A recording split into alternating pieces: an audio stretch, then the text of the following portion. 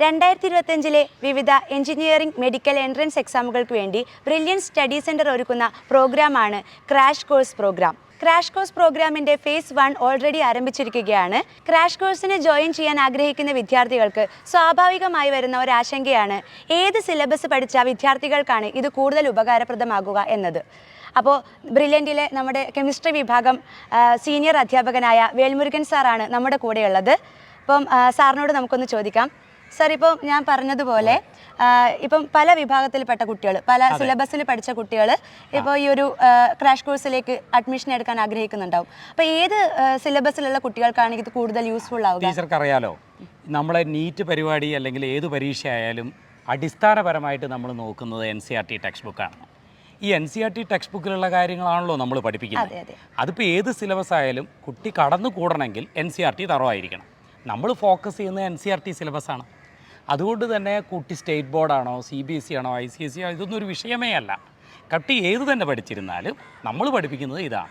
പിന്നെ മാത്രമല്ല, ബ്രില്യൻറ്റിൻ്റെ ക്രാഷ് പ്രോഗ്രാമിൻ്റെ പ്രത്യേകത എന്താണെന്ന് വെച്ചാൽ നമ്മൾ അടിസ്ഥാനപരമായിട്ട് എല്ലാ ക്വസ്റ്റ്യൻസും പഠിപ്പിക്കും. സമയപരിധി ഇവിടെ ഒരു വിഷയം തന്നെയാണ്. കാരണം വിദ്യാർത്ഥികൾ പലപ്പോഴും മത്സരിക്കേണ്ടി വരുന്നത് ഒരു വർഷം ത്രൂ ഔട്ട് പഠിച്ചു വരുന്ന കുട്ടികളുടെ കൂടെയാണ്. പക്ഷേ നാം ക്രാഷ് പ്രോഗ്രാമിൽ കുട്ടിക്ക് കൊടുക്കുന്നത് ഒരു വർഷം പഠിച്ച കുട്ടിയുടെ അതേ പാക്കേജാണ്.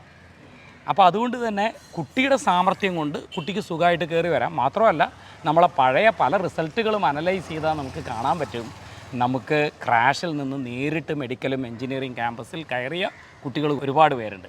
അതുകൊണ്ട് തീർച്ചയായിട്ടും ഈ പ്രോഗ്രാം കുട്ടികൾക്ക് ഗുണകരം തന്നെയാണ്. പിന്നെ മാത്രമല്ല, നമ്മളൊരു ഓൺലൈൻ പ്രോഗ്രാം എടുക്കുമ്പോൾ ആ സമയത്തുള്ള ക്ലാസ് മാത്രമല്ല, കുട്ടിക്ക് മൊത്തമായിട്ടുള്ള പാക്കേജ് കുട്ടിക്ക് വീട്ടിലിരുന്ന് സ്വന്തം പ്രാക്ടീസ് ചെയ്യാവുന്നതാണ്. ഇനി കുട്ടിക്ക് ഹൈബ്രിഡ് പ്രോഗ്രാമിലാണ് ജോയിൻ ചെയ്യുന്നതെങ്കിൽ അവരുടെ ടീച്ചേഴ്സിനെ നേരിട്ട് കാണുകയും ഇൻട്രാക്ട് ചെയ്യുകയും ഓഫ്ലൈൻ ക്യാമ്പസുകളിൽ വരികയും ചെയ്യാം. ബ്രില്യൻറ്റ് എനിക്ക് തോന്നുന്നു 10-25ഓളം സെൻറ്ററുകൾ ഈ ക്രാഷിന് വേണ്ടി തന്നെ നമ്മൾ പല സ്ഥലങ്ങളിൽ തുടങ്ങിയിട്ടുണ്ട്. അപ്പോൾ അവരുടെ സ്ഥലങ്ങളിൽ ആക്സസ് ചെയ്യാൻ എളുപ്പമുണ്ട്. അതൊരു കാര്യമാണ്. പിന്നെ മാത്രമല്ല, കുട്ടികൾക്ക് ഇത് സൗകര്യപ്രദമായ രീതിയിൽ വീഡിയോ സൊല്യൂഷൻസ് നമ്മൾ സെൻഡ് ചെയ്യുന്നുണ്ട്.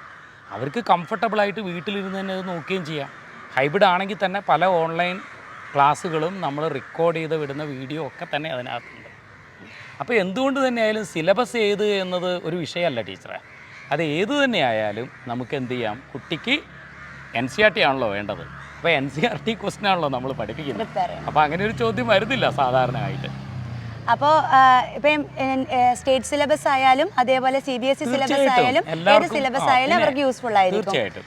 അപ്പം സാർ, ഇപ്പോൾ ഈ എൻട്രൻസിന്റെ ബേസിസിലല്ലേ നമ്മൾ പറഞ്ഞത്, അപ്പോൾ ഇപ്പോൾ ബോർഡ് എക്സാം എഴുതുകയാണെങ്കിൽ അതിനും ഇത് യൂസ്ഫുൾ ആവും അതോ എൻട്രൻസിൽ? നമ്മളിപ്പോൾ ഈ ക്രാഷ് പ്രോഗ്രാം തുടങ്ങുന്നത് അതിന് മുമ്പേ ടീച്ചർ പറഞ്ഞ പോലെ ജാനുവരി തുടങ്ങുന്ന പ്രോഗ്രാം ആണെങ്കിൽ ബോർഡ് എക്സാമിന് വളരെ യൂസ്ഫുള്ളാണ്. കാരണം ബോർഡ് എക്സാം എല്ലാത്തിനും ബേസിക് ആണല്ലോ.